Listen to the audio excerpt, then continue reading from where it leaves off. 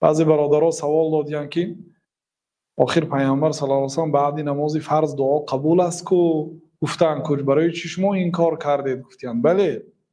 پیامبر صلی الله علیه و سلم گفتن که یکی از موانع اجابت دعا در آخری نماز فرض دبر کل صلات، گفتن آخری هر نماز، یعنی نماز فرض، همین آخری هر نماز دبر قفای.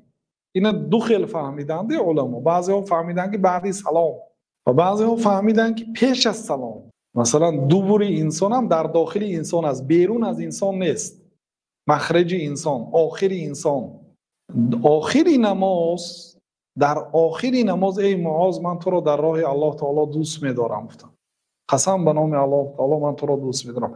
در آخری نماز دعای اللهم اعنی علی ذکرک و شکرک و حسن عبادتک را ترک نکن، هیچگاه ترک نکن. و علما در شرحش میگن که یعنی این دعا را پیش از سلام گفته میشه. آخری نماز صلوات خواندید، اتحیات خواندید، صلوات خواندید، وقتی دعا اومد دعاها را میکنید از جمله اللهم انی اعوذ بک من عذاب جهنم و من عذاب القبر و من فتنه المحیا والممات و من شر فتنه المسیح الدجال.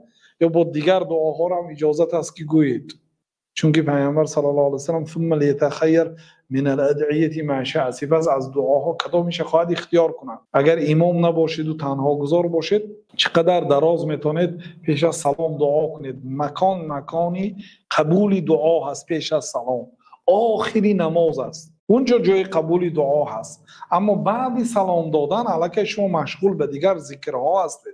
شما باید استغفر الله استغفر الله استغفر الله، اللهم انت السلام منک السلام، ذکرهای بعد نماز، سبحان الله 33 مراتب، سبحان الله، الحمدلله 33 مراتب، الله اکبر 33 مراتب، کلمه توحید، بعد سوره آیت کرسی، بعد سوره اخلاص، بعد سوره فلق، سوره ناس. این چیزا رو باید تلاوت کنید. اینجاها الکی جای ذکر است، اما دعا پیش از سلام بود.